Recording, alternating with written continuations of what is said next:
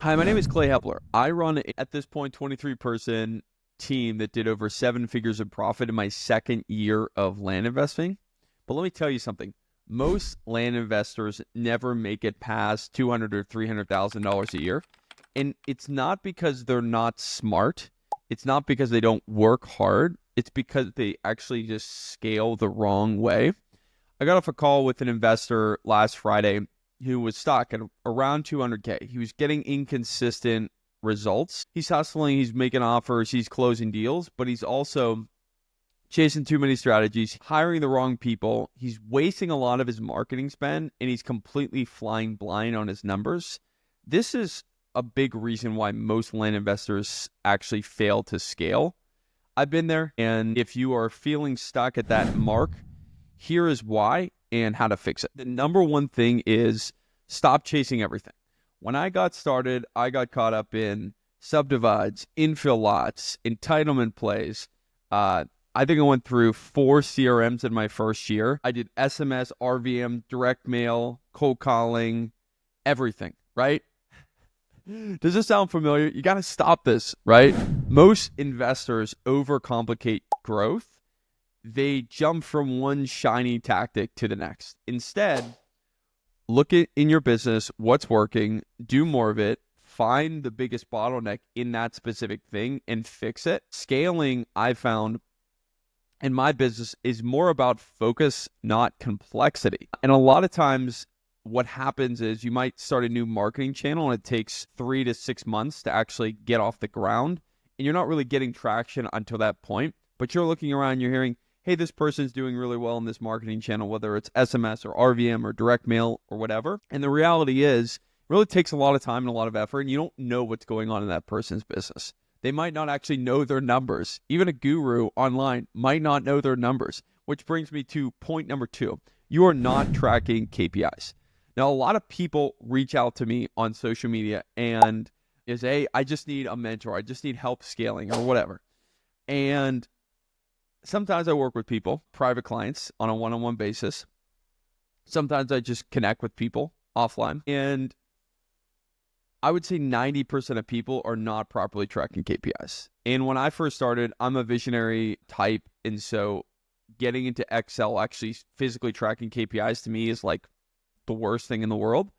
But I was making offers blind. I wasn't knowing how much offers I was making. I wasn't knowing what would my cost per lead, my cost per contract, my response rate.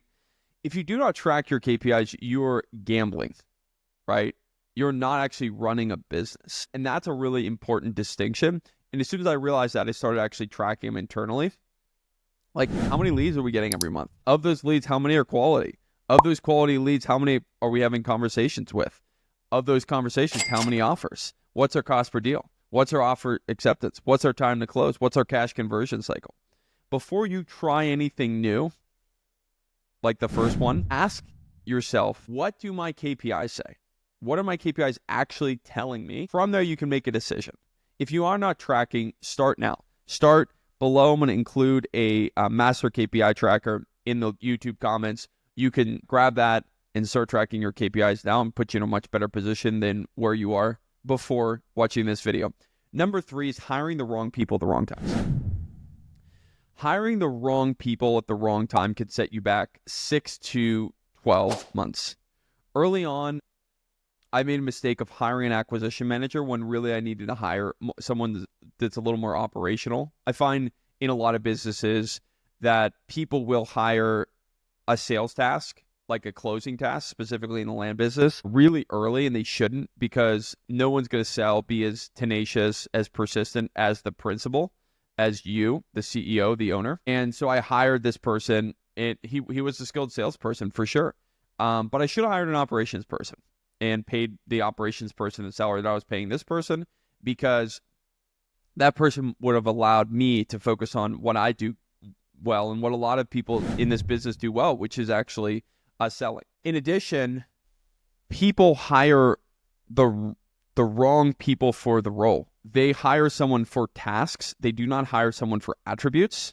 So they say, this person has experience. I should hire them, right? A lot of times people hire VAs. This person has experience doing X, I should hire them. If you want to scale your business beyond just a mom and pop, you doing everything and 80-hour work weeks, you need to find people that exemplify the characteristics of someone that you actually want to hire, not someone that's just a task completer. Of course, in an administrative role, it makes sense, right? You can have someone in an administrative role that's just, someone that's good at completing tasks. But if you want to actually scale, you want to have really good candidates that have the ability to continue to learn and grow. What I've learned is, very simply, the right hiring process gives you the right candidates. The right timing gives you momentum, not stagnation. And the right person gives you absolutely exponential leverage. So most investors I see, land investors, build mismatched teams that slow them down. They don't have a good hiring process, so they have bad people. They hire the wrong people at the wrong time, so they have stagnation, not momentum. And they don't really know even how to find the right person because their hiring process is so basic. If you get that right, you will build a team that will grow with you, not against you. But I see a lot of people are manning these businesses of a bunch of people that are just task completers in their business and not end state completers. They're not saying, what is success in this position? They're just hammering away. And that really prevents you from scaling. Which goes into the next point, which is number 4, it's wasting data. Most investors will buy a list, they'll mail it once, or they'll text it once, or call it once, and then they'll toss it. That's insane, right? If someone else is closing deals in a specific county, this is what I always thought. Why can't I? Maybe I'm not targeting them right. Maybe it's not the right timing. But if you just buy a list of data, you market to it once, this is the way that most gurus teach us how to do it. It's not the right way to do it. You got to retarget that list multiple times. You got to recycle the data. You got to track your best performing list. You remail, you retarget, you follow up with the lists that are working and figure out different ways to target the lists that are not working. That'll enable you to scale. That'll allow you to be more profitable because you're more discerning about what your expenses are as you scale. Doing this, like recycling my lists, retargeting people, it lowered my cost per lead. It increased my profitability. It increases my conversion and allowed us to do more with less. And for a lot of early entrepreneurs in that low 100,000, mid 100,000 range, it's going to allow you to do more with less. Number 5 is market selection.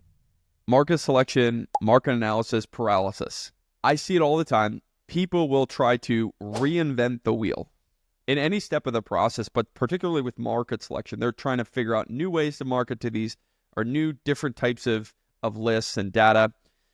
As a general rule, if you want to go from inconsistency to consistency, you have to have a consistent market selection process, which is just about executing a simple, correct strategy consistently.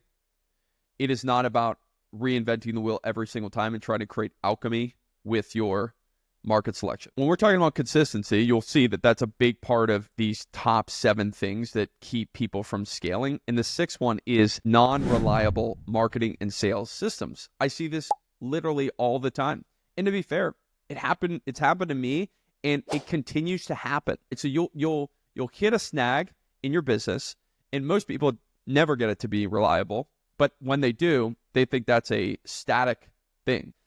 I'm finally tracking my KPIs in my marketing stack. I'm finally tracking my KPIs in my sales. My marketing is going well. All of a sudden, something happens, something shifts, and they go back to off the tracks. The train is off the tracks. And really having reliability in our marketing sales, we're in a marketing sales business, and having reliability in that specific part of your business is crucial. If you do not have reliability, consistent lead flow coming through your business, you're not going to have a business. What I hear most investors say is, I send some mail, I get some leads, I close some deals. What they should be saying is, I have a predictable lead flow system. I have reliable sales processes. I have a consistent follow-up process.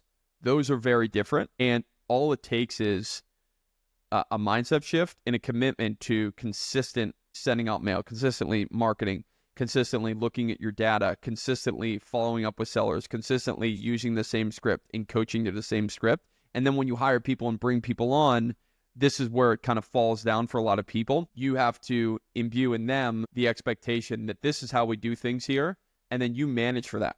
Like a lot of times I see people mess up is because they will create a sales and marketing system that works for them as the entrepreneur, as the principal. And then as soon as they hire people, it goes to shambles, right? Because they have high accountability as self, but they don't know how to manage and communicate that accountability to others.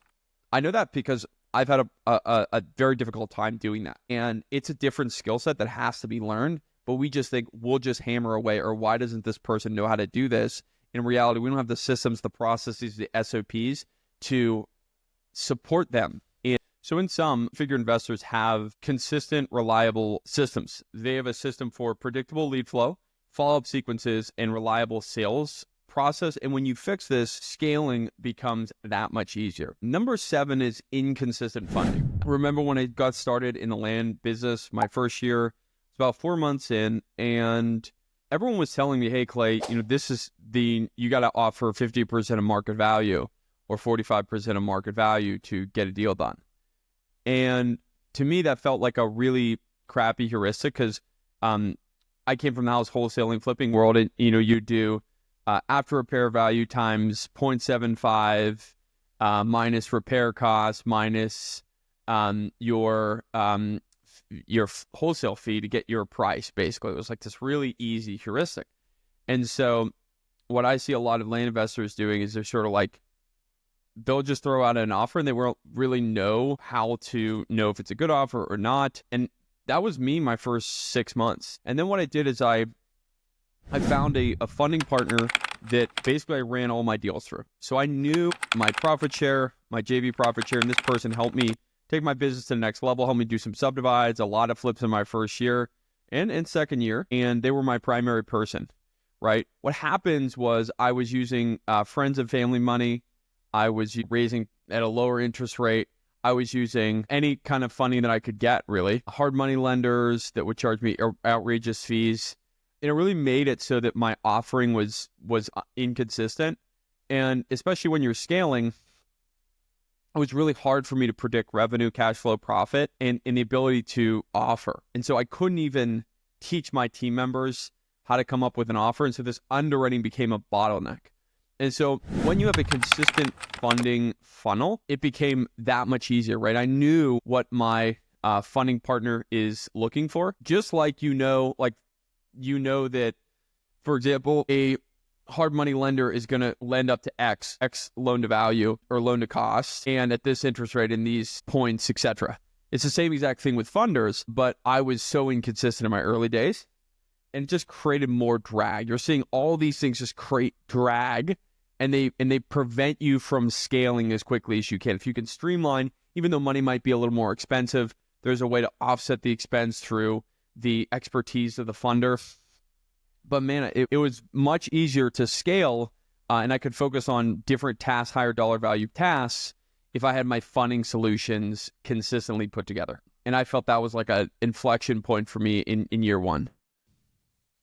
In sum, it gave me predictability in my offers. It gave me more time to focus on my business, and it gave me confidence in my deals. So I fixed this, and I was able to scale quicker, able to get more offers out with more confidence, able to communicate this to my lead manager so that he could filter better with pricing. There's so many things that we were able to do to just streamline when we got our funding down pat. Number 8 is shiny object syndrome. We all deal with it. I deal with it every single day. Shiny object syndrome and really success in a land investing business, any business in general. It's right about this like very unique balance between old and new things. Just kidding. Most of the time you should be doing old things, what works well, what works better.